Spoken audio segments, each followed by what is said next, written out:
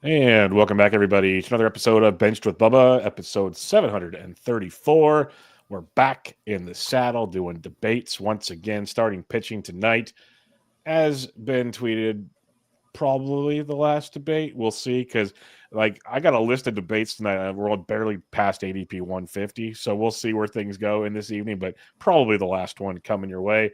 We'll get some recent news. That's going to be fun as well, and much, much more. But first off, you can follow me on Twitter at BDintric and my co-host on Twitter at BreakingBen_T Benton. How are we doing, my friend? Doing great, Bubba. It's good to be back after a week off. I hope you enjoyed your work trips or whatever you had going on. Much fun. So much fun. Get stuck in, rural America and those wonderful hotels. Yeah, so much fun. Oh, nice. Like a minor leaguer, probably. Yes, it felt like, yes. Yeah, well, it's like you said, we're probably the last debate show. After the signing today, I don't want to debate relief pitching for a while, so I'm cool if we end up with starters. Oh, but you're such an expert at the depth of the position now. So I'm gonna be for sure. Yeah, if I wasn't already. But yeah, no, it was good. We're back doing things. Our team previews are coming back this week. All kinds of fun stuff. So everybody that likes their Benched with Bubba, you'll get plenty of it. And the plan next week, unless again we decide to do something different, is to look back at the projections. We did this last year. We started comparing the different ones and everything. So Ben will have that one put together for you. He probably already has most of it done anyways. But we'll play with that next week for you guys and see where things stack up there now that we have all the projections, which is pretty sweet to say out loud, because we've been waiting, Ben. So it's finally here. But let's get to some of this recent news first.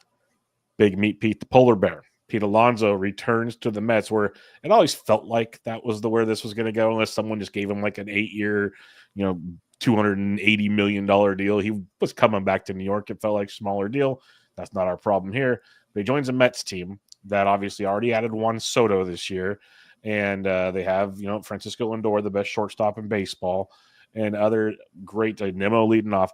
Alonso's ADP is around 60 over the last 10 drafts. We're using ADP back to January 27th on DCs. Pretty soon I'm going to switch to Fab Leagues as we get going here. But where are you at on Pete Alonso? That's basically the 3-4 turn right now to 15, and away after like the Olsons and Freemans and the other pockets of first baseman in the draft. Yeah, I actually have Pete ranked right around there. He's 57 for me right now with how I have it. I will be doing, kind of like with you in the switching up the ADP, I will be doing an overhaul with my rankings once I'm done with my DCs and kind of tailor things towards Fab Leagues. But yeah, I probably won't be drafting Pete the way I have it, because I have Alonso. Well, Alonso goes away. I mean, Olsen goes away earlier, but I have Ozuna and Rooker ahead of Pete in the overall. And I don't know, he's good, but I can't trust the average anymore after the last 2 years of 240 or lower. And he's in steals, so he kind of has the Anthony Santander profile, but he's going a lot earlier. I know Pete has had monster years in the past. Even a couple years ago, he had 130 RBIs in 2022 and almost scored 100 runs that year with 40 bombs. But I don't know. He's getting older now, and I think some of the strikeout numbers are kind of going the wrong way. But so I'm not adjusting him up or down. I would never adjust him down for returning to the Mets. But with Soto ahead of him and Lindor, I think he should get 100 RBIs again, assuming he's healthy, because Soto will be on 45% of the time at least. And Lindor isn't the best on-base guy, but he gets so many plate appearances, and he's good enough that there'll be guys on for Pete to drive in. But runs could be a little light. I mean, it's just it's Vientos and Nimmo behind Pete right now, so it doesn't have the best depth, I think. But I mean, if Alvarez comes on and Winker is fine, I guess maybe the Mets will be a little more formidable in the back end of the lineup. But I'm kind of lukewarm on Pete. He's definitely not someone I'm going to be targeting. I've learned after trying some different strategies, I probably be going for pitching at his ADP. So maybe in one of the two auctions that I'm doing, I might get him at a good price, but probably going to look elsewhere for first base. Yeah, I don't have much Pete at all right now in NFBC formats. I do love him returning to the Mets. Like, I'd be more interested in this just for the run production appeal that comes into play when all of a sudden you have Juan Soto in front of you. Like, in a perfect world, I see Pete batting fourth. You have Nimmo, Lindor, Soto, all these guys that can get on base in front of you, and he's just like racking up RBIs. That seems like the perfect storm. If that takes place, I would bump him over Matt Olson for sure. In my mind, if we're talking just first basemen alone here, But again, I'm with you. I'm usually getting pitching here, or I just, who needs pitching? So you just keep drafting other position players at this point in time. And Pete's batting average just kind of deters me in that regard. But if you get the solid batting average base, like it is a 40 home run guy that we've seen get close to 50 at one point in time. And legit, if he hits cleanup, could drive in 120 plus runs in this lineup. So he's appealing if you're shooting for the upside of Pete Alonso. I love him coming back to the Mets. It's just he's got to get that batting average figured out because that is a big drain in that part of the draft already. So that's the big bugaboo for me. Jack Flaherty, love this, love it, love it, love it.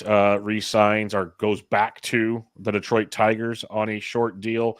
When we're talking Jack Flaherty over the last 9 drafts, he has an ADP of 130. He's gone as high as 93, though.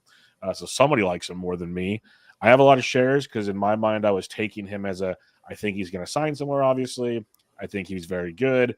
I understand the kid's glove approach. I know he doesn't have the best track record, but when you're getting him around 130, I'm like, SP3, SP4 with upside, I'm in. So what's your thoughts on him returning to Detroit?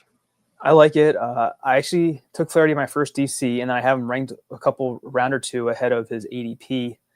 But I've kind of stopped targeting him. I guess for one reason in the draft since that first one not being signed, I was kind of worried because I was in on Jordan Montgomery last year. I didn't want to experience that again. So that's why I kind of paused going after Flaherty. But when I look at his full year statistics, they're terrific. That's why I was pretty high on him when I first did my rankings.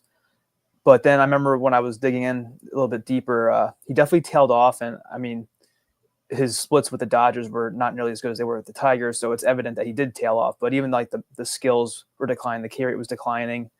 I remember looking at that. And a couple of things were going in the wrong directions for Flaherty. So I like in that range, I kind of like the hitters a lot. But if I end up going like 2 higher end starters and then I want to wait a little bit to get my SP3, I do like Flaherty.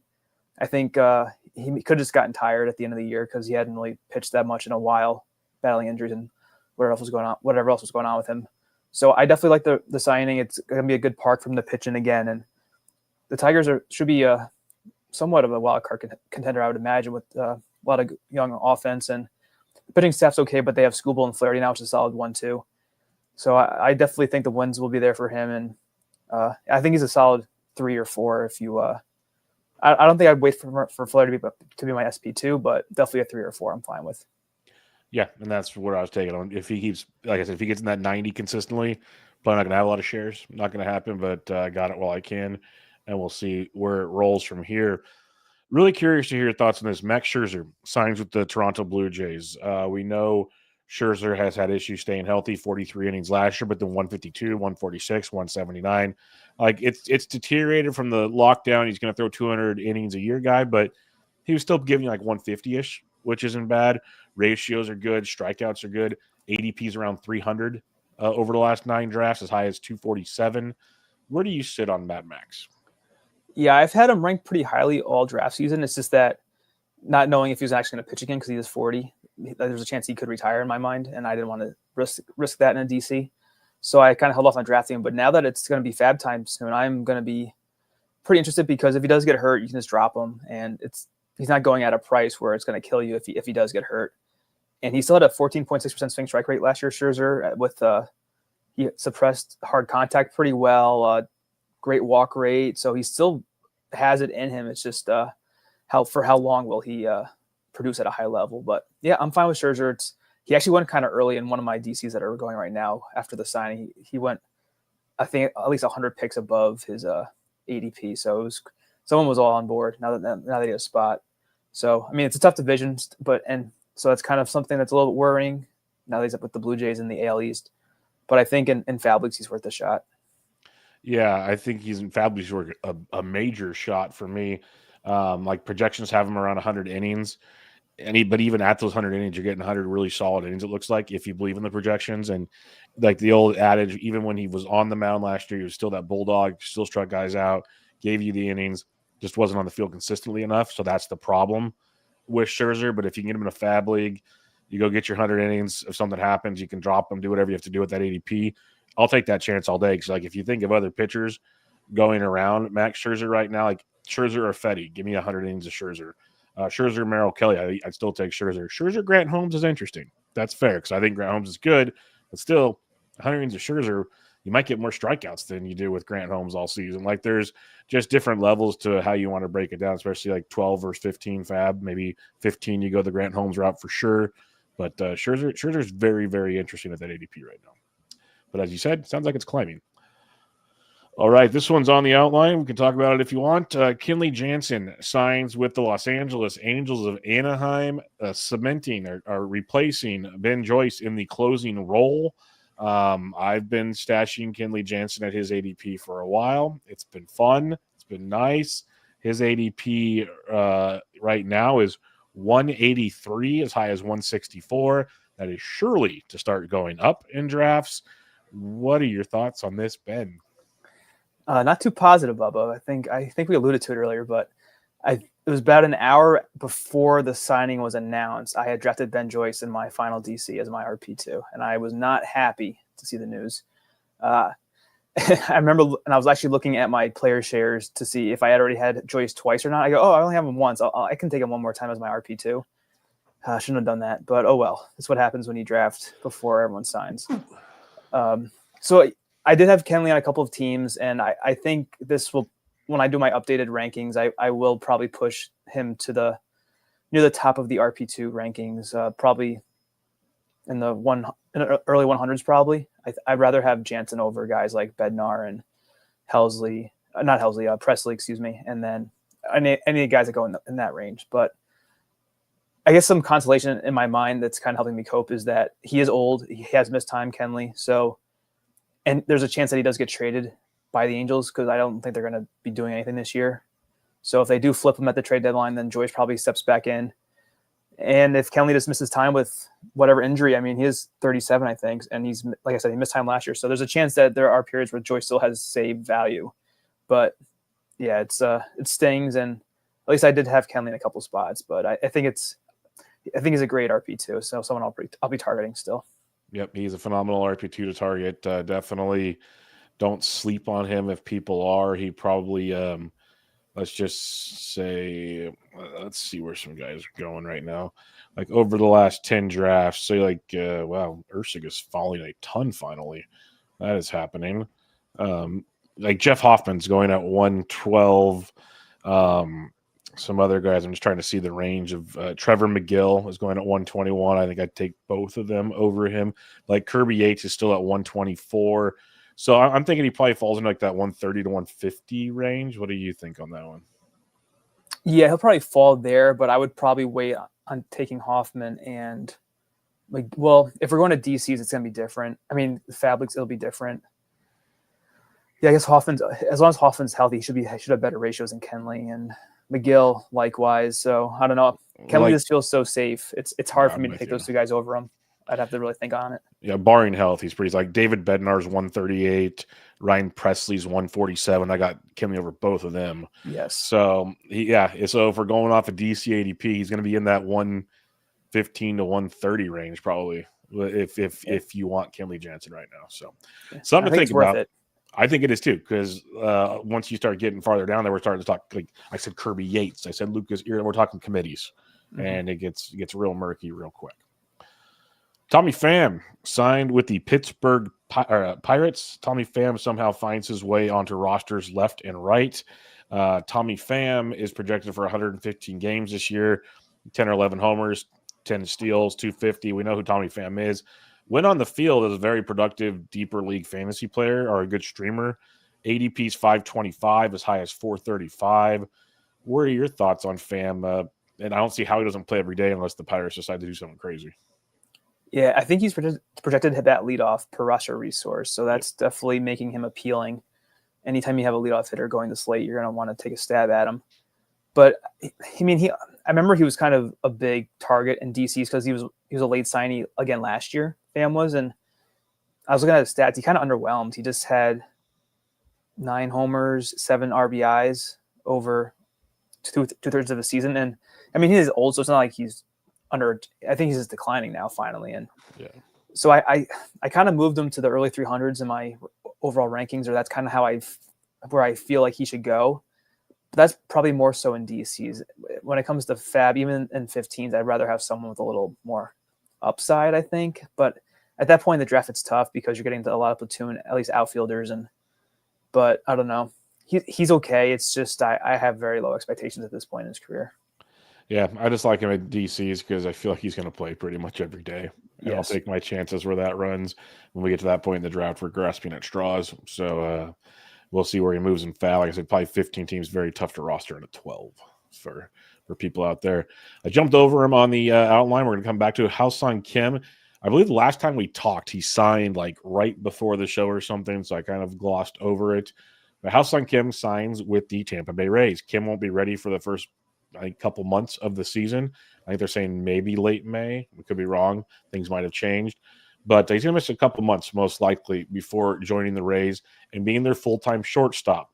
So right now, his ADP is 295, as high as 253. I still have not been able to click that draft button because I'm just concerned with the shoulder injury in general. But where do you sit on this one, Ben?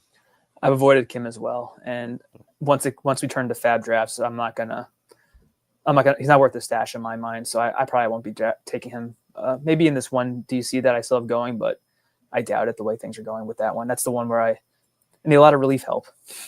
Yes, they do. So I can't afford stashes that early right now. That is a very valid point, my friend. That's why you're a sharp fantasy player. All right. I got a couple of the minor news. Like Fam was a minor news too, but like we're not going to talk Michael A. Taylor. We're not talking Jason Hayward and Connor Joe and all that stuff. That's, if you want an only league podcast, we'll come out with that later. But a couple here just for maybe a discussion point, like Jorge Polanco.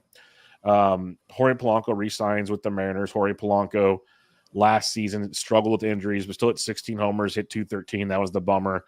Average dropped quite a bit, but Jorge Polanco is supposed to be the starting third baseman now for the Seattle Mariners, who would make him second base, third base eligible. His ADP is 414. So your interest in Polanco, I want to know, but what this also does in your deeper formats, if you're feeling frisky, Ryan Bliss might be able to play second base now for the Seattle Mariners, because right now Roster Resource has Dylan Moore there, who's better spent as a util guy based on his batting average, where Bliss has stolen over 50 bases each of the last 2 years in the minors and has showed 20-plus home run power back in 2023. So he is where I think this gets interesting with the Polanco signing, because Bliss has an ADP of around 600, gone as high as 501. But first, thoughts on Polanco, and I just wanted to throw the Bliss part out there. Yeah, Polanco is a solid DC buy at that price, I believe. It's just that, well, I don't think we talked about it on the air, but we talked about it offline, and that's how bad Seattle has been, at least T-Mobile, I think is what it's called now, has been for offense, especially last year. So it's not good for him rebounding, I don't think, Polanco. His StatCast is pretty poor. There's some red, but not in the right spots. And I don't know. There's no upside at all. And so he's fine in the DC. But when it comes to even my fab leagues, I'm probably just going to pass over him. I feel like he's someone to stream off the waiver wire. Yeah, he's stream only. The last roster move we have here, this one's more just to throw a jab at another player on the team. Yoan Moncada signs a contract with the Los Angeles Angels of Anaheim. And the best part about this is the Angels have announced that Moncada is the starting third baseman, and they don't know what they're going to do with Anthony Rendon, which is just full-on hilarious since he's probably one of their highest-paid players, not named Mike Trout. So what's your thought? Any interest in Moncada going to the Angels as he's going extremely late in drafts? Yeah, for sure. I definitely in DCs. And then I'm looking ahead at StatCast right now. Moncada had a 730 OPS 2 years ago, and that was 756 last year, only 45 plate appearances. Didn't have a barrel last year, but like I said, it's 45 plate appearances, and he can't stay healthy. He's kind of like Rendon, honestly, but never had the peak that Rendon did. So it's good to see Rendon's not getting his job back. He doesn't deserve it, but I guess I'd rather take a chance on Moncada than Polanco if I was doing a fab draft. I think because better park, and then I think a better player still than what better Polanco lineup is. So, too. well, you said better lineup? I think maybe a better lineup. Maybe definitely deeper, I would say. Yeah, deeper is fair. Yeah. So which is just as important as the top heavy parts, where Polanco wouldn't get it probably wouldn't touch any production with those guys at the top. But yeah, I think it's okay. It's just have low expectations with Moncada just because of what's happened to him in the past few years. But yeah, I think he's a good flyer, like with the last pick of your draft, I think. Yeah, one thing I'll say is I would probably be more inclined to draft Moncada over Polanco in a fab league even. Like I think there's legs to there's legs to Moncada, like you mentioned. Like the stat cast looked good. He just can't stay healthy. Like it felt like he had like a little, not a hitting streak, but he was hitting consistently for a second there before he got hurt. Like he's still so young, and the talent was so good that I want to keep buying into it. And if teams want to give him a shot in a deep format, I'm like, okay, kind of interested. But yeah, it's got like perfect for a DC, I think. Extremely great for a DC, especially in a third base position, which is rough. My favorite late DC pick at third base is Brian Ramos. So this might affect that, but we'll see. It's nice having options late in the draft now. All right, starting pitching debates, Ben. Again, we're using ADP from January 27th. That covers the last 9 DCs that we've done so far. And I tried not to add everybody because there's a lot of interesting guys going next to each other. And it started bringing back flashbacks when Ryan and I recap the positions at the end of every year. And you look at like these decisions can make or break certain sections of your draft. And we have no idea still at this point, obviously, how that plays out. So we're just going to kind of go around the horn here. Some of them you kind of can't really get wrong. It'll be interesting to see how we each rank them out per se. And I'm not even looking at my rankings because I already said on the last show with Ryan I need to redo my pitching rankings because like that's the beauty of these conversations, though. It opens the mind to these types of things. So the first one we have here, I didn't want to do Skeens Scooble debate because that just like throw it at the wall and see what sticks at that point. This might be the same theory, but there's a caveat because a lot of people just do Wheeler versus Gilbert. I threw Crochet into the mix here to make it a little more interesting. I know you're a little more of a safe for better or pick guy like me, but Crochet is a popular name. When you're looking at the top pitchers going off the board over the last 9 drafts, as we were saying, you have, I don't count Shohei either. Zach Wheeler is going at ADP 22, Garrett Crochet 23, Logan Gilbert 24. So people are really in on these guys. I'm just curious to hear your thoughts on how would you go Wheeler, Crochet, Gilbert. I have it Wheeler, Gilbert, Crochet. And that's overall 20, 24, 27. So I'm basically in line with ADP. I probably won't be getting Crochet. I'm sure someone will be a little bit more excited to draft the upside with him.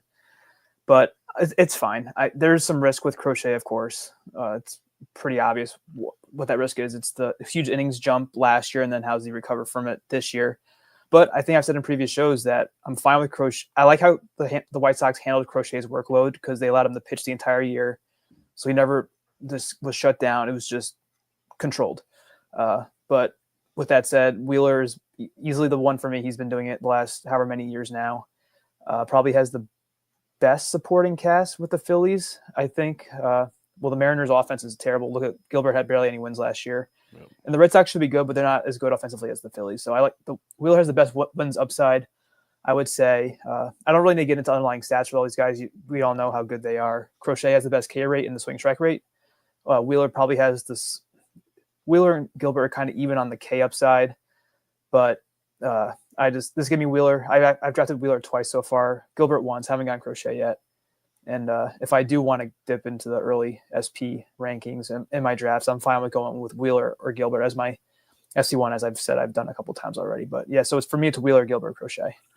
Yep, I am ranked the same way you do. I do have a share or two of Crochet when I drafted really early because he's going like in the 4th and 5th rounds, and that was much more palatable than the second round Crochet. But when we get up here, like I just love the consistency we've seen from a Wheeler from a Gilbert who's turning into that kind of Wheeler-esque version. And might surpass Wheeler at some point. Like I could see the arguments fine either way with Wheeler and Gilbert. To me, I still take Wheeler, but some want to take the younger arm. I get it. That's all fine and dandy. I will say this much. Again, if you're an upside guy and you play with, projections and everything, if you were to somehow give Crochet like 190 innings and Wheeler goes 190 on Crochet, I'm just guessing probably takes a massive boost over both of these guys.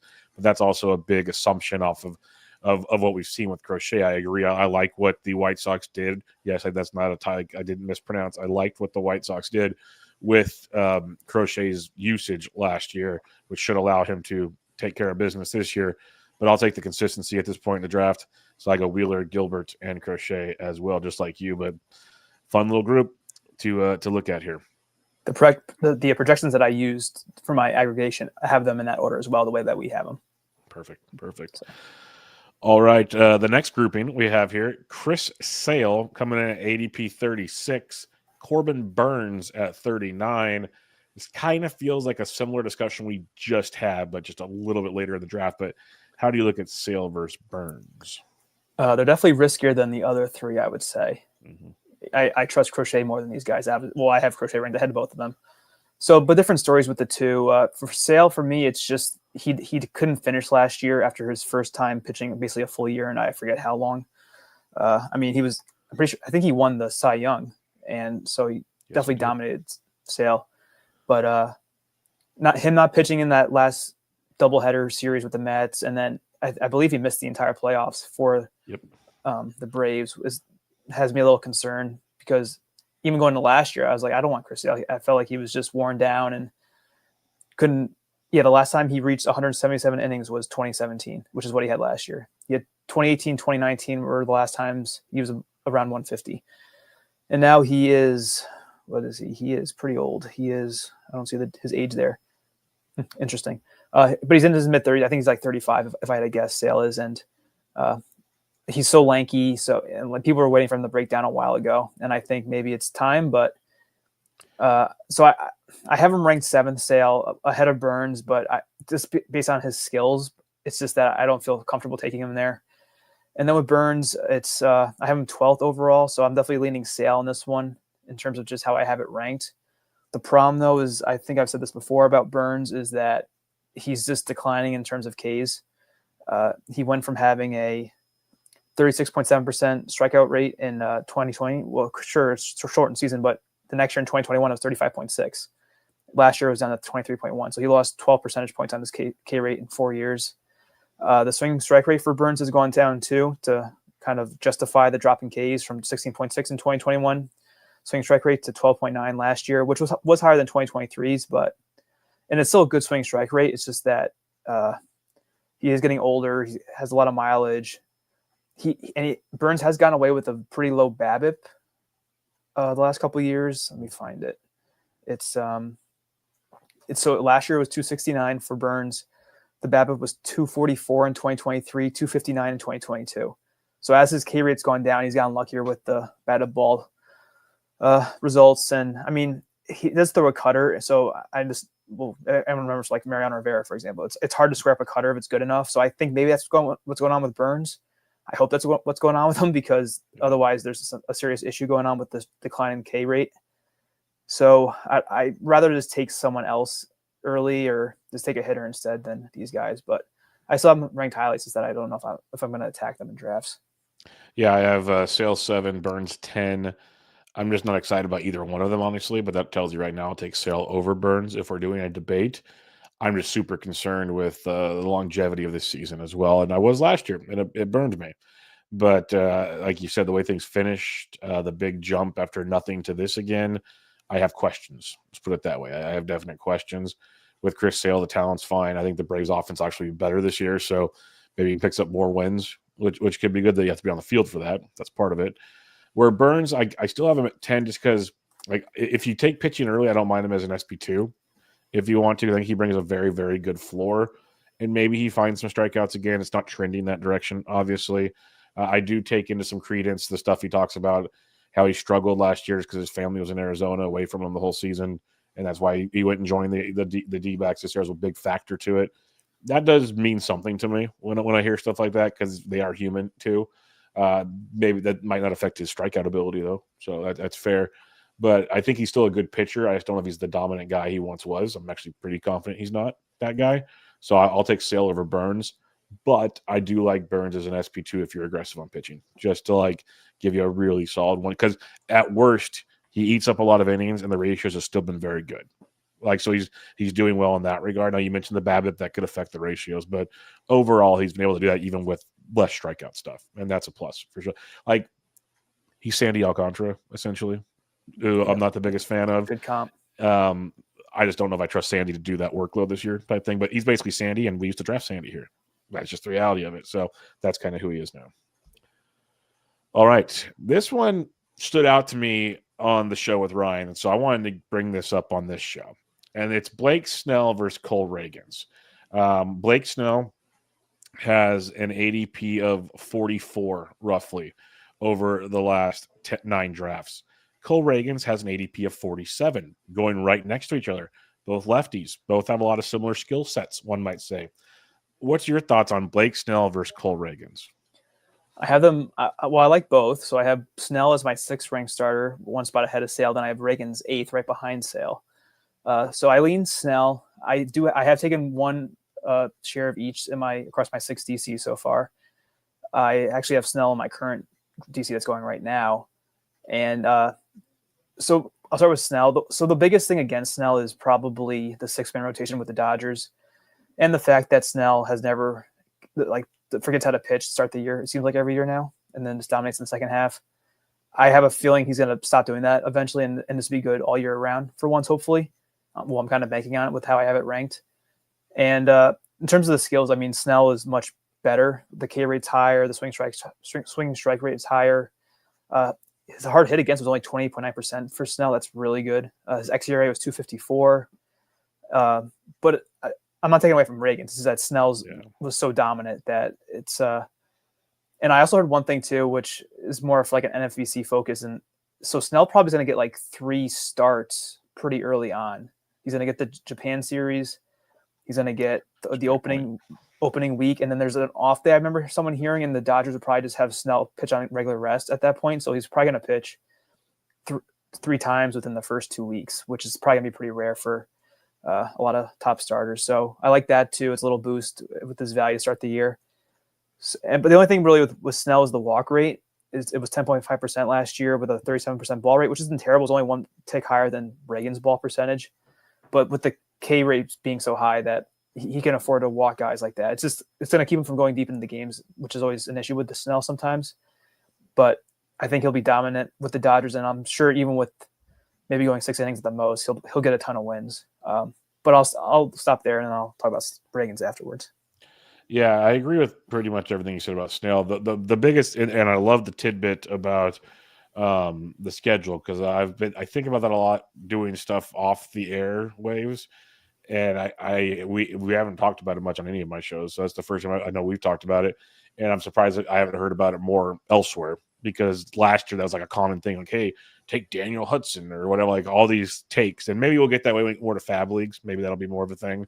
But it's a good point on Snell, because I know that's why people liked maybe it was Glass Now or something last year for a similar purpose. It was Glass Now, yeah. Yeah, very similar purpose. With Snell, the thing with me, and I like him a lot too, I think I have him 6th or 7th in my rankings. I have Ragans 12th, and I want to move Ragans up. And we'll get to that point when we talk Ragans here. I think they're very similar, extremely similar pitchers. Like more. That's why I was mad when I talking about it, seeing them ranked so far apart. I'm like, they shouldn't be that far in my rankings type thing. With Snell, the biggest concern I have is if, and we hear this every preseason, it rarely ever comes to fruition, if these teams go 6-man rotations and the Dodgers have just an immense amount of options to starting pitch, and they all have injury history. So in theory, a 6-man makes a ton of sense. But they all have injury history, so there's probably not that often they'll actually have 6 men healthy enough to pitch all the time. That's the caveat there. So with Snell, it's one of those, if I knew he was on a 5-man rotation, I knew I was getting 150 plus innings, I'd have zero qualms about drafting him at all. Zero qualms. It wouldn't be an issue at all. There's just enough questions in the back of my mind when you hear all the clutter that makes me take something else this early in the draft. That's my only concern with him. Like, the skill set's ridiculous. I've literally watched it for the second half domination last year in San Francisco. It's awesome. But I just have those small concerns. That's probably a goofiness of me. What do you have on Cole Ragans? Well, he's a very good pitcher. I know. Well, we obviously don't have him compared up with Dylan Cease, but if you look at their underlying numbers, they're almost identical Dylan Cease pitchers. Better than both of them. So I'm just kidding. I do like Dylan Cease though, but Good. yeah, Ragans and Cease are pretty similar. But looking at like everything with Ragans is really good. He has a better walk rate than Snell by almost 2 percentage points. I mean, the K rate's lower by 5 percentage points, and swing strike is down by 2 percentage points, which isn't bad, but that's why I have Snell ranked ahead of Ragans. I mean, Ragans proved that he could pitch a lot again last year. I think he had 180 innings. So as long as nothing else, like nothing breaks down going into the season, he should be able to do that again. He's proven it, and he didn't like. I don't think his results diminished at all as the year went on. I didn't have Ragans last year, so I don't know for sure. But looking at the year as a whole, but yeah, he did have the jump from 24 to 186 innings, which is pretty insane. That's the thing.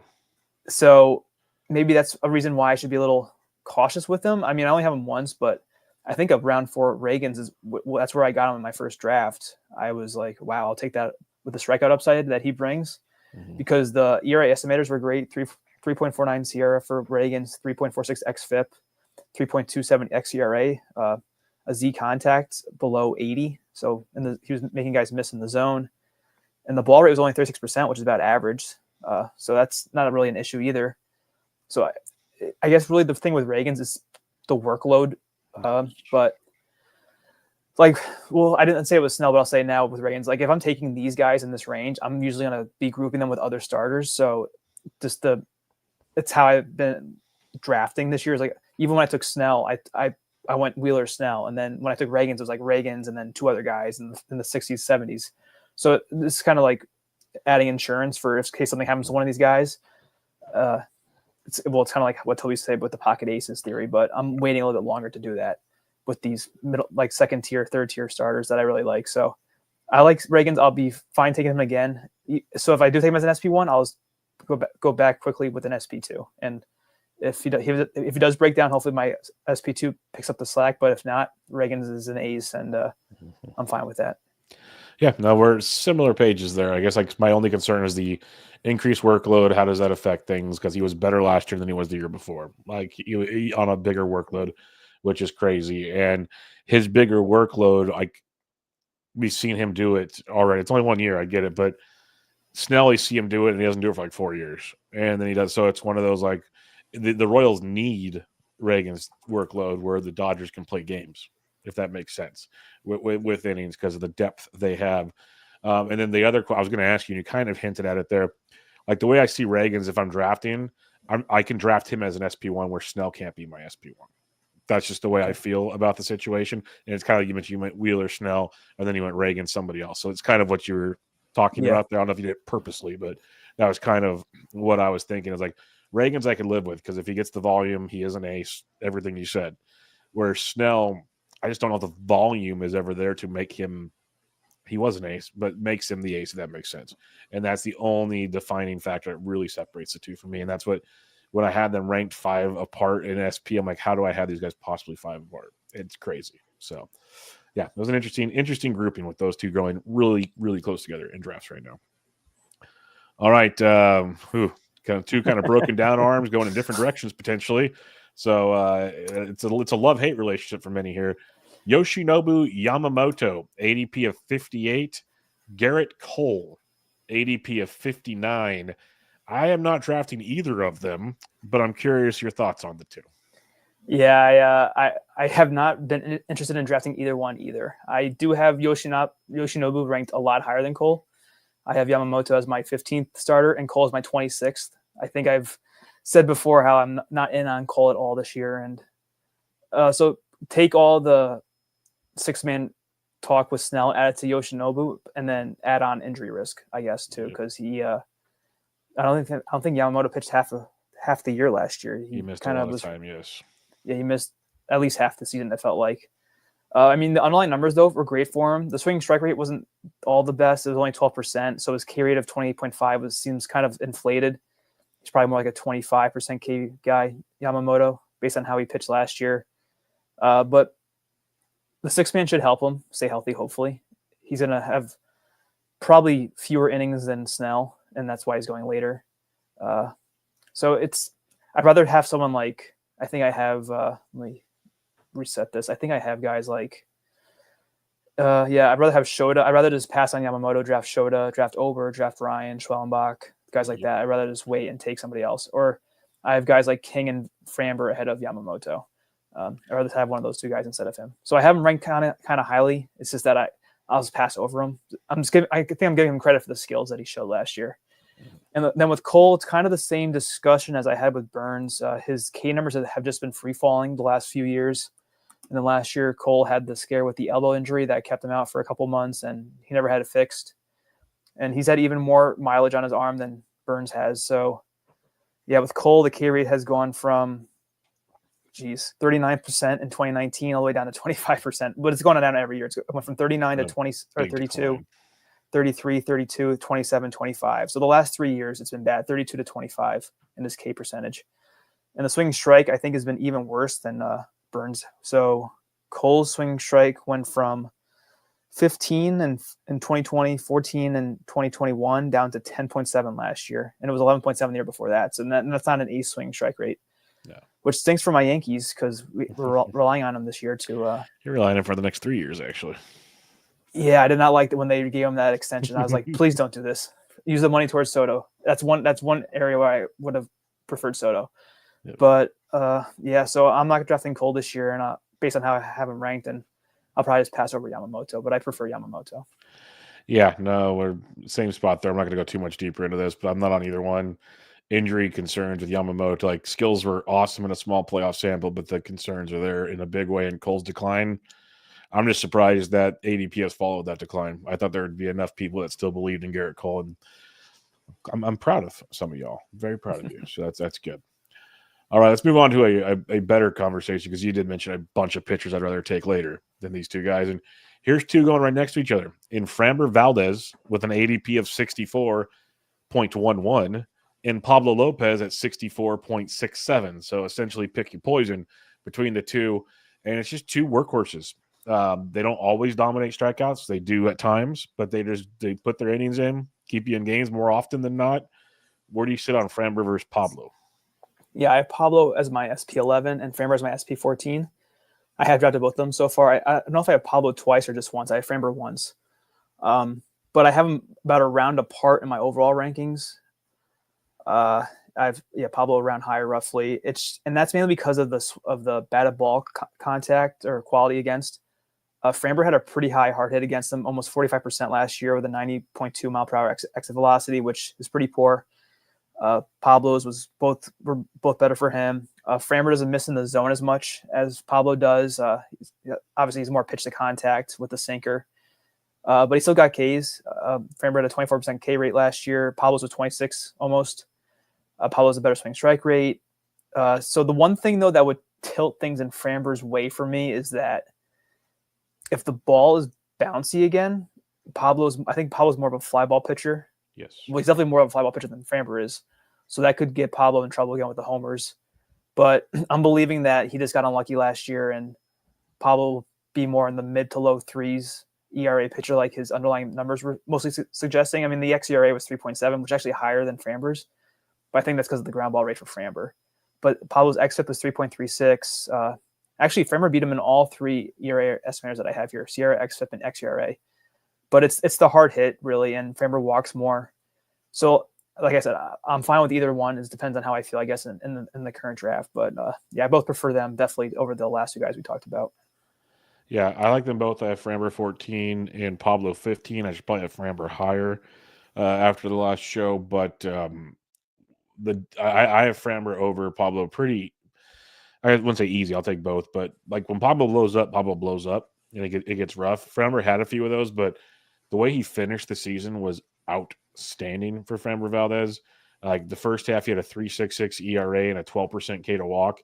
In the second half of the season, Framber Valdez had a 1.96 ERA and a where did it go? I was just looking at it. And there it is, a 21.3% K to walk, so a 9% jump in his K to walk rate, which is pretty good. You look at his xFIP 263 compared to 344, the second half versus first half. You just go down the list. Everything was beautiful. He had a massive BABIP increase in the second half. He's a major ground ball pitcher, as we know, so that's probably not the most fluid situation. You hope it is if the defense is good behind him, but the BABIP can get unruly at times. But more importantly, the strikeout rate jumped nearly 9% in the second half of the season. So he was utilizing his pitchers better. He was getting more swing and miss. And that's the Framber we saw a couple years ago, and he was really dominating. So if we can tap back into that Framber, I think we're getting a heck of a deal at this ADP. Where Pablo, I think this is fair for his ADP. I don't see him like overproducing this. Where Framber, he could put a run together and really put something big together. So I got Framber over Pablo, but nice to see both of them going right next to each other. And the projections, I mentioned this earlier, I forget who it was, but the way I have it, Pablo is the pitcher 12, Framber's pitcher 13. So pretty much a toss-up. There you go. All right, two younger guys here, and Bailey Ober, ADP 78. Spencer Schwellenbach, ADP 83. Schwellenbach obviously had that monster second half that put him on the map. Bailey Ober's had a pretty outstanding season, and if it wasn't for like one start, it would have probably been on everyone's like Cy Young talk. So what do you like between Ober and Schwellenbach? Well, in terms of how I have it ranked, I have it Ober SP 18, Schwellenbach SP 20, but they're 4 spots away in my overall rankings. I'm big fans of both of these guys. Schwellenbach probably has arguably, well, they're like even the underlying metrics are pretty close. Ober had a better swing strike rate, better K rate, but Schwellenbach had a better ERA estimators, except for xERA. But I mean, even the ball rates for both these guys are awesome. 0.32 for Ober and 0.32 for Schwellenbach, or 0.31 for Schwellenbach. And yeah, I like getting. I think I actually misclicked the one time I was doing a draft. I already had Ober and I wanted Schwellenbach, and I had that connection, and I actually redid the pick, but because I something happened where I didn't mean to draft Ober. I actually wanted to switch up to Schwellenbach. But yeah, I love drafting in this range, and these guys are two of my targets. And the same concern I have with Pablo, I have with Ober a little bit. It's the bouncy ball if it comes back. Yep. Because Ober is very fly ball heavy. But I can't predict that. It's just more of a hunch that it would be a little more offensive environment, and that could hurt Ober a little bit. But what will help him, and it's going to help Schwellenbach too, is that they don't walk guys. Ober's walk rate was 6.1%, and Schwellenbach's was 4.6% last year. So they're both great picks. I probably just alternate them, and if I can't get lucky, I would take them both in the same draft. But one draft I'll take Ober, next draft I'll take Schwellenbach. But I slightly prefer Ober. Yeah, I have Schwellenbach over Ober, but it's by like 2 spots, and I think I took both of them in that draft I was telling you about before the show, the last DC I'm in. I think I took both of them as like round 4 and 5 or something. That's great. So I don't mind starting with both of them. I think because they're both young with tons of upside. The ratios are phenomenal for those that think I can't draft ratios. What's up now? I got that one figured out for you, at least to start the draft. I know it's a long ways to go, but I'm going to take that victory lap at that point in time. The one thing with Schwellenbach and Ober, I love bouncy ball as a concern. I think we kind of know who Ober is. There might be another level to it, maybe. Very possible because he's so young. I just love to see the continual development from Schwellenbach last year. Like in his first couple months, looked like he was destined for the full season of AAA at that point. Like, what are you doing here? Got a new lease on life, and he just kept getting better and better as the season went on. Like in the month of August, he had a 35% strikeout rate. That is insane. His second half K to walk was 23.3 after a 16.6 in the first half. Like I said, ratios are phenomenal across the way. He had a sub-1 whip in the second half of the season, which was great. It's just consistent improvement with the Braves was awesome. So I'm going to give Schwellenbach a little bit of an upper hand here, but you're grasping at straws between these two. All right. Next up here, this is one that Ryan will enjoy. Tanner Bibee, ADP 83. Aaron Nola, 83.22. You better pick the right one here. I have Bibee ahead of Nola. Okay, by 2 spots. Is that the right answer? It is. Well, we'll see where you go with your Nola conversation first, but yes. Yeah, I haven't taken either one yet. I'd be more open to drafting Bibee. He has better K numbers than Nola. It's really what it comes. I mean, they're very similar pitchers when you look at their underlying metrics. It's just that I feel like Bibee's going up, whereas Nola's is going down in their career trajectories, which is, I mean, Bibee's like 25, 26. Nola's probably around 30 at least at this point. And I got burned by Nola like a year or 2 ago, whatever it was. And I remember watching him last year dominate. I'm like, oh, this is ridiculous. Of course, it's like the every other year thing is actually true. But I think Nola, he's like the third horseman of the declining aces with the K rates. It's Burns, Cole, and Nola. So So since 2020, I'll just say it again, he peaked at 33% for Nola's K rate. Then it went to 29.8, 29.1, 25.5, down to 24. So Nola's lost 6 percentage points in the last 4 seasons on his K percentage. His swing strike rate has never been elite. I mean, it was pretty good a couple of years, 13.5, 12.8, 12.6, but last year it went down to 11% for Nola. So he's declining in the same ways that I'm concerned with Cole and Burns. The quality of contact, let's pull him back up. The hard hit wasn't terrible. The EV wasn't terrible against Nola, but his zone contact against was 88.2%, which is pretty high. Whereas like Bibee's was 81.7%. So a pretty big difference in how much contact they're allowing in the zone. And yeah, I just think that Nola he's going to keep sliding, and I'd rather just take Bibee, who I think is going to maintain or possibly even get better. So that's how I view the two.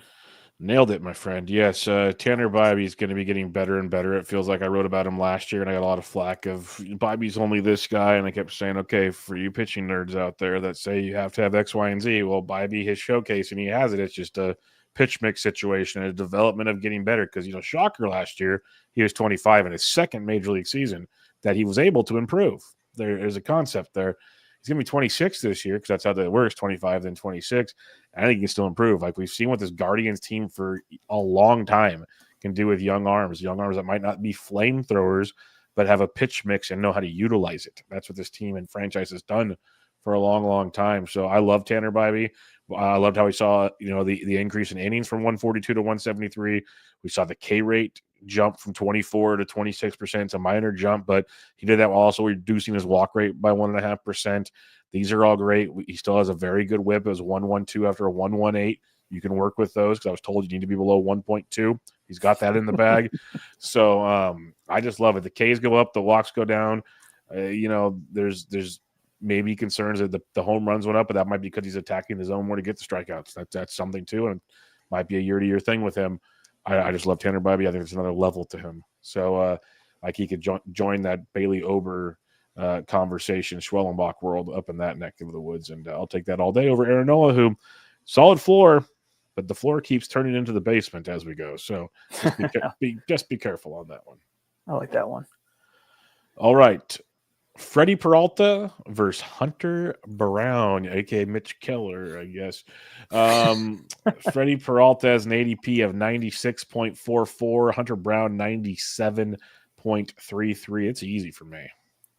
Did I say that on there? Did I just say that in the when Discord? I was doing my live draft, that you made that comparison, yes. It was the draft, that's right. Yes. Oh, man. Yeah. Well, I listened to your preview with Russell, who I respect very highly, and he's a big fan of Hunter. So maybe I trust Russell, the Astros fan, more than I would trust myself. But that's just what I saw when I looked at Hunter Brown. So, yeah, if anyone can't tell, I do prefer Freddie Peralta by a lot to Hunter Brown. I have Peralta SP23. So, actually, I have him between Nola and Bibee, if memory serves me correctly. And then I have Hunter Brown way down at SP47. And it's about 70 spots in my overall rankings of difference. So I have the projected pitcher rank next to my rank. Mm-hmm. So the projected pitcher rank for this projections that I have is 27 for Freddie. I think this includes closers. It's 47 for Hunter Brown. So the projections agree with me too. So I'm just going to say that. That's fine. Well, before you keep going, I'm going to say I have Peralta 17th and I have Brown 25th in my rankings. So I'm not like Yes. I'm not the believer everyone claims. Just I had to bring that up. But I knew that you love Freddie because you always talk about him, and Freddie's I finally did draft Freddie in one of my drafts, so I finally have a share. It's just really the K upside is really the differentiator for me. I did some research before, or maybe not before I started doing my rankings and stuff, but kind of at the same time about what correlates best with pitchers, and it's that a lot of my rankings with my starters. That's why I had Sale highly, but don't really want them, and why I have Ragans highly. It's just because mainly the K stuff. Like the Sierra XERA, those all correlate very well year over year to how they do the next year. And Freddie has Hunter Brown beat in most of those things, at least in terms of swing strike rate and K rate. I compared Hunter Brown to Mitch Keller because in last year, Hunter Brown had a 10.3% swing strike rate on the year, but a 25.1% K rate. I forget if I think I sent it in the Discord, but I hid Hunter Brown from 2024, his stats, and I hid Mitch Keller from 2023, and they're very similar. And then last year, Mitch Keller kind of collapsed. The whip went way up. The ERA was north of 4. And the biggest thing that I noticed when I was doing my research and I made that connection was the swinging strike rate compared to the K rate. So Hunter Brown had a pretty high K rate at 25.1%, but the swing strike rate is below average. So I know Russell, I think, was talking about like how Brown mixes in the pitches, but you know who has a lot of pitches too is Mitch Keller. So I think maybe fewer pitches might do Brown some good. But I don't know. It's for me, like Freddie has his warts too. He doesn't pitch too many innings, but he hit 200 Ks in like 140 last year, something like that, or 160. It was pretty wild ratio. So give me Freddie, and I don't know. I'm willing to be proved wrong on Brown this year and not draft him, but I'd rather have Freddie at this point. Yeah, I haven't avoided Brown. I still think he's very good. Love that we saw the improvements after his blow up. His like last 2/3 of the season was outstanding, and he kept improving as he went. But I love Freddie. It's the same reason I guess I forgot to mention with Ragans is, and the reason why I have C so high is these are strikeout dudes. These are 200K guys. This is what they do. And to get a guy like Freddie Peralta around pick 100 that can get you 200Ks is great. Now he's down here at this ADP because of his injury concerns. That's fair. But like, I'm going to be speaking out of school and probably offend a lot of people here, but if he gets hurt and still throws 140 to 150 innings, he's not that far off of Blake Snell. Like the ratios might be a little bit, they're very similar because Blake Snell's getting you 140 to 150 unless he has a career year. If Freddie throws 180 innings, he's like to me, they're a lot closer than we're drafting them, is where I'm getting at this. And Peralta, for years, we've had higher, it felt like, and he's got the injury label now, and he falls. And like, I'll take that. I'll take an IL stint or two and just keep pitching and get me my 180 to 200 strikeouts without blowing up my ratios, and I'm in. So I love Freddie Peralta, and I think you can get him as your SP3 or SP4 depending on how you draft pitchers, or your SP1. That's always an option too in a 12-team league. That happens. I've been told. So yeah, love Freddie. 9th round Freddie in an OC, chef's kiss. So big fan of that. SP1 Freddie. Yes, SP1 Freddie, baby. All right, another one here. We talked Jack Flaherty earlier, but let's compare him to somebody now. And we're going to go to Carlos Rodon of the New York Yankees, ADP of 128.44, and Jack Flaherty at 130. How do you approach these two? Because I gave a lot of Flaherty love earlier. Might not be my answer, though. Oh, okay. Well, I do prefer Flaherty to Rodon. I have Flaherty as my SP30, Rodon as my SP37. Projections actually have them Rodon one spot ahead of Flaherty, so there's that, I will say. It's just across the board, though. Flaherty was better than Rodon in almost every metric that I have here, except for swing strike rate and Z contact. It was less than a point difference in swing strike rate, though, and the Z contact was like 1.5 points better in Rodon's favor than what Flaherty had last year. I kind of mentioned it when we covered Flaherty in the news section, but so I pulled up his rolling graphs quickly. Flaherty, obviously he peaked out in the middle of this year last year during the summer. His K rate was off the charts. His xFIP was off the charts. His swinging strike rate was supporting it. But then as the season went on, he kind of wore down a bit. All those three metrics went in the wrong directions, but they didn't go down. They didn't regress to bad levels. They just went to good levels as opposed to being excellent. So like I said before, I think he could have just gotten tired, Flaherty. So I'm not really going to hold it against him. I have drafted him, like I said before, and I would be open to taking Flaherty again. And then quickly with Rodon, just from watching him on the Yankees, he's so hit or miss from start to start. I had him on a main event last year, and it was rough to watch. And the big thing with Rodon, he's not going to be the guy that he was in his last year with the White Sox or even when he was on your Giants. But it's the fly ball rate. His fly ball rate the last 2 years with the Yankees was 52.7% and then 49.4%. And and just from watching him, like he throws his fastball, it's so flat, he'll throw it high, and if he misses with it, it's like batting practice. Even though he throws it hard, it's just so straight. The K rate is like so I mentioned the swing strike was better with Rodon than his Flaherty, so that's a good sign. But The walk rate's higher. The xFIP's higher because of the fly ball rate. The exit velocity against for Rodon was over 90 miles per hour on average. The xERA was 4.14, which is 0.6 higher than what Flaherty's was. The ball rates were the same, even though Rodon had more walks, but he would labor a lot sometimes. Either he had it last year or he didn't, and it was very frustrating on a start-to-start basis with Rodon. So I guess for those reasons, I'm going to lean Flaherty, but not by a whole lot. It's just that I don't have Rodon yet, and I'm not going to target him either going forward. All right. I like Flaherty a lot. I have Flaherty in a lot of spots. If I have to pick between the two, if I feel like I have a dominating start to pitching, I'll probably go Flaherty. If I want to keep looking for upside, I'm going Carlos Rodon. And the reason I'm going with this, the home runs are terrifying. I agree, but the bright side, most of them will be right-handed guys hitting those fly balls, and that's a little better than lefties in Yankee Stadium. Still, they fly out to left. I'm not oblivious to that, but a little better in that regard. The other thing with Rodon, and I know I've been very guilty of clowning on him, 2 out of the last 3 years, at least 175 innings pitched. That's a plus. In those 2 years, 3.96 ERA, 2.88 ERA. The Sierra has backed all that up. Strikeout rates, he had an 18.8% K to walk this last year, 26% 2 years ago with the Giants. And the more important factor, I have a trend people probably are annoyed with by now. He had 195 Ks last year and 237 the year he threw 178. So strikeouts. The whip, 122 last year, 145, 103 though back in the day. So it's almost like if I can get that 1-2 whip with those strikeouts as my SP 4 or 5, I live in that world. I can do that because it's like if I can go like a Dylan Cease, a Cole Ragans, a Freddie Peralta, and a Carlos Rodon, I don't have to care about strikeouts for the rest of my draft.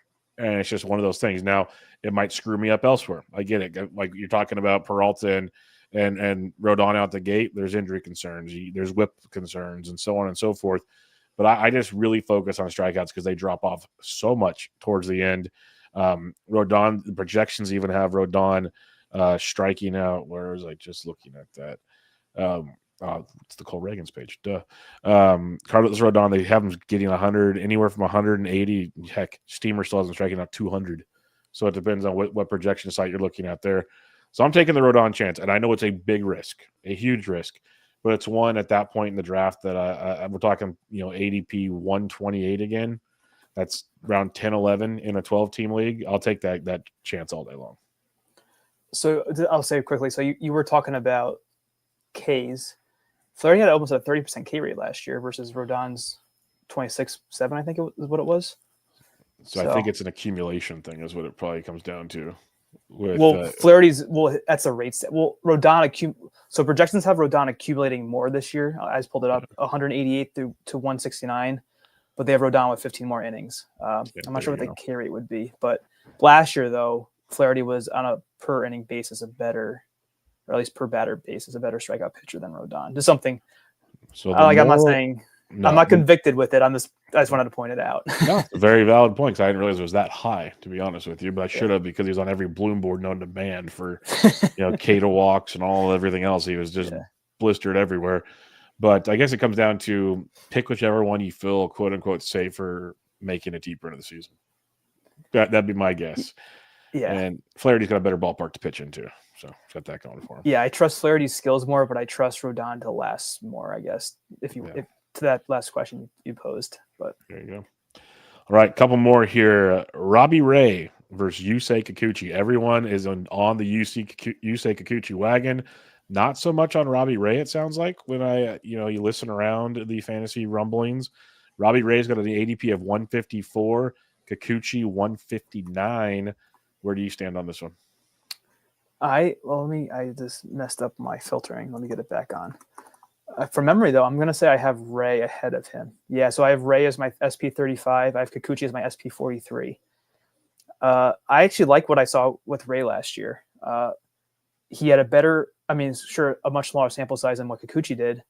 But even coming back from Tommy John, Ray was right back to striking guys out. He had a 33.3% K rate. That was backed up by a 16% swing strike rate. Walk rate was elevated, but it always is with Robbie Ray. It's actually almost double what Kikuchi's was. But the Sierra was 3.51 for Ray still. xERA is 3.78. Kikuchi had a better Sierra and xFIP, but his xERA was only off by 0.03 compared to Ray. And so despite Kikuchi having some better numbers still, it's just because I don't trust him to keep it going. There's been times in the past where Kikuchi has shown flashes and then he just like regressed back, whether it's the homers or the walks. And this last year, Kikuchi had a 44.4% hard hit against him, which was almost 10 percentage points higher than Ray's. And Kikuchi's exit velocity against was over 9 miles per hour. So if Kikuchi had gone back to the Astros, it would be having a different conversation, but I don't trust him on the Angels. I mean, if he's smart enough to maintain the pitch mix change that Kikuchi had, okay. But I just don't trust jumping him up this high in ADP after a partial season with a team he's not even on anymore. So that's really what it comes down to. I think I have drafted Ray at least once. I think he's a great SP4 if you're going to try to go a little bit early with filling that spot. But with Kikuchi, I just kind of look past him at each time I'm in those early 100 picks, and I'm probably going to keep it that way too going forward. Yeah, I have a lot of Kikuchi. I'm buying into the change. I think he's going to keep throwing that slider more and more. Let's hope he does, because you'd imagine that was a conversation when they signed him in Anaheim. I get your concerns, changing teams, half a season, all that stuff. I'm going to go with Kikuchi, even for the fact that, like, throughout his career, you know, even in 2023, we saw a 3.86 ERA. We saw a mid-4s ERA in 2022. ERAs have been an issue because long balls have been an issue with Kikuchi, but strikeouts have never really been a major issue with Kikuchi. It's been walks and the long ball. The last 2 seasons, the walks have been 6.9%, 6%. So you saw a 19%, a 22% K to walk, 2 massive increases, which also gave him a 1.27 and a 1.2 whip. So we saw changes already taking place in Toronto before he even went to Houston, is one of my arguments here. The underlying metrics like Sierra's have always been in favor of Kikuchi, probably because of the long ball and whatnot. So I'll take my chances with him. Where Robbie Ray, yes, he was filthy when he came out the IL. I watched most of his starts. Problem was, it was either a really good 5-inning start or he walked the farm, even though he struck guys out, and was out in 2 or 3 innings. Given, you know, could be working back from injury last year, all that stuff. I'm worried about the workload. How many innings do we get? And it's still that stupid walk problem that he always has. Like, if he doesn't walk guys, he's outstanding and he's a gift at this ADP. But I'm worried about workload, walks. I'll take Kikuchi between those two. Could backfire, though, because Ray does have that potential to be outstanding. All right, Kevin Gausman coming in with an ADP of 162, and Sandy Alcantara coming in at 165. Do you take a chance on Sandy getting the innings to elevate, or do you just take the boring Gausman, who, yes, strikeouts were down, but the in-stat line wasn't horrific, especially at this ADP now? I'm pretty sure. Yeah, I'm really down on Gausman this year. I have Sandy as SP45, Gausman as SP68. I do not want Kevin Gausman near my teams. Fair. I tweeted this out, I think, because Dr. Dave was talking about it. But when I was doing some deep dives, I was looking at Kevin Gausman's rolling graphs.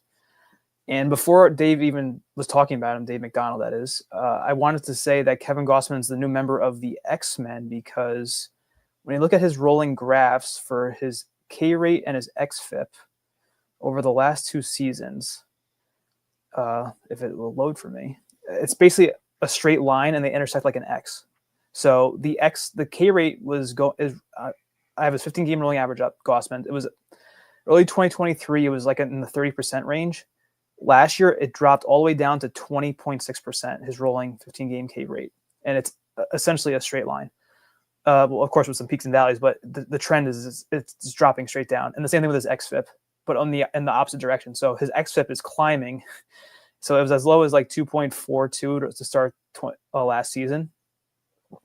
It got all the way up to 4.69, his XFIP. And it's just, I saw that. I'm like, okay, I'm done. I'm not even going to look at him anymore. I remember watching Gausman when I had him in the main event the 1 year, just because he was on my team. I wanted to see how his starts went. And I never had realized that he's only a 2-pitch pitcher. Yep.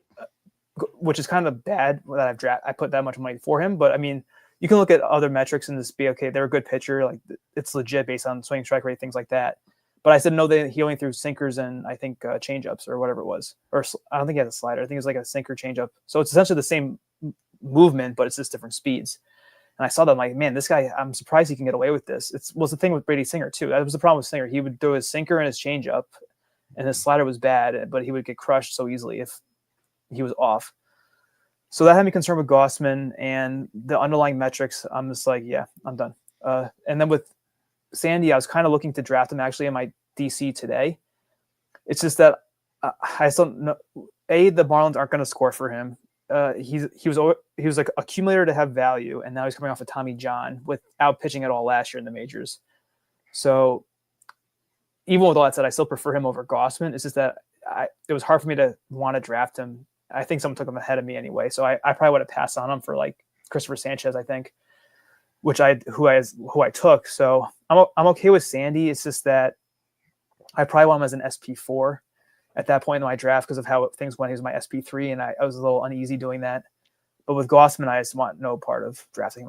Like his swing strike rate was 10.5%. His estimators were all over 4. His xERA was 4.77. So yeah, I'm definitely a no on Gossman, and I'm a lukewarm yes on Sandy.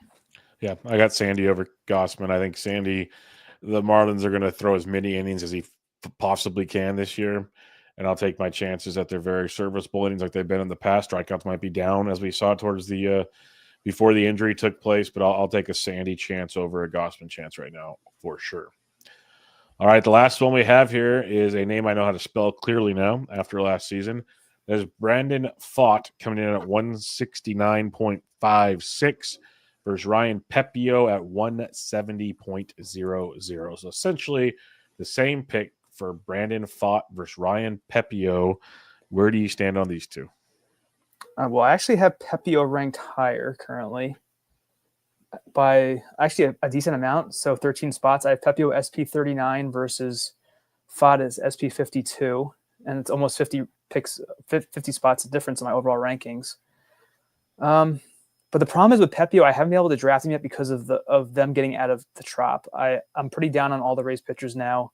Mm-hmm. They're going to be outside for at least half the year in Florida, and then essentially Florida Yankee Stadium.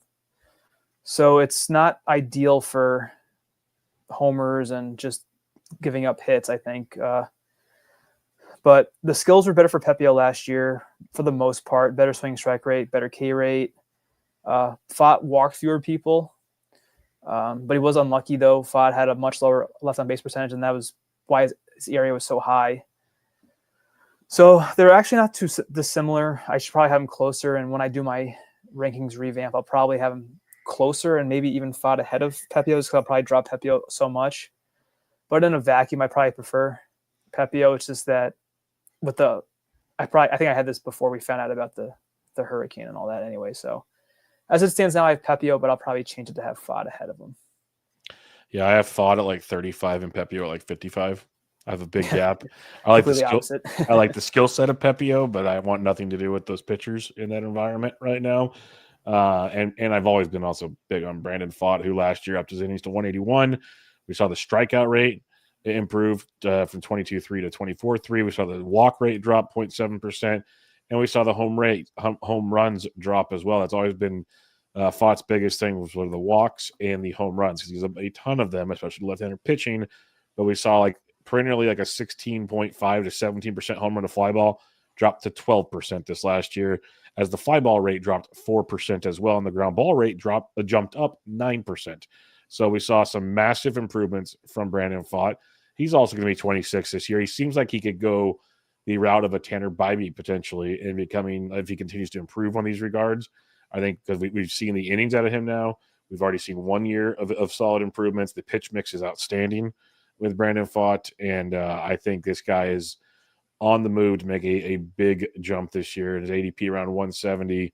I do think he'll be around the Tanner Bibee world next year, and I'm huge on Brandon Pfaadt. I know that's more just kind of wish casting than probably digging into the numbers, but from what I've seen from year to year, I'm a believer. He's shown the improvements. I don't see why it's going to stop now. So give me all of the Brandon Pfaadt. The one thing though, I think it gave me pause when I first did my rankings was the swing strike rate was pretty low for Pfaadt. It's like 11.4 last year, 11.3 the year before. So for him to take that step, I think he's got to improve that somehow. But other than that, though, like I said, the estimators are pretty good for him. So that's one positive at least. Yep, most definitely. All right. Well, that ends our debates, my friend. We have no listener questions this week. People are still like, must be a bunch of Chiefs fans in their crying in their cereal right now. But what are your final thoughts on this starting pitcher position? Because I don't think we're going to do any more debates. But it's there's a giant mess of pick your poisons in the middle of the draft. Yeah, I actually don't mind pitching or drafting pitching relatively early this year. I don't know. I have like my little sweet spot of taking the late double digit round or pick players like round 5, 4, 5, 6, and 15 teamers. I love attacking in that range. I don't do the best job of getting back into it. I don't know. I feel like the early 100 guys kind of have some warts, and that's why they're going in that range. But there's some with upside, so it's always tough with pitching. It was my worst part of my season last year. I had pretty poor ratios on most of my teams. I'm really trying to correct that this year. I don't know if I'm doing a good enough job yet, but we'll have to wait and see how the season plays out. But it's always tricky with starters. So much little tweaks here and there can really make a big difference for them. Yeah, it's just minor things, and the pitchers and catchers are reporting right now. So we'll hear pitch mix changes, new pitch developments, increased velocity, all kinds of goofiness will change from now until the start of opening day. That'll change all of our minds, probably for the bad, not the good, because we actually put the work in before we knew about it. But hey, that's why we play this game. We'll keep you posted on that throughout the off season here to get you ready for it and try not to skew you too much in the wrong direction. But Ben will be back next week. Like I said, we'll talk some projection stuff and whatnot. If you want some more Bench with Bubba fix, check out the team previews that are still coming your way. This week you'll have the Phillies, the Mets, the Guardians, and maybe one more. I'm not sure yet. Working on all that. And if you want more fix, Bubba and the Bloom, obviously, as you cover twice a week, plus the Patreon. So go check that out. But until next time, check out Ben on Twitter at BreakingBen_T. I'm on Twitter at BDentric. This was Bench with Bubba, episode 734. Catch you all next time.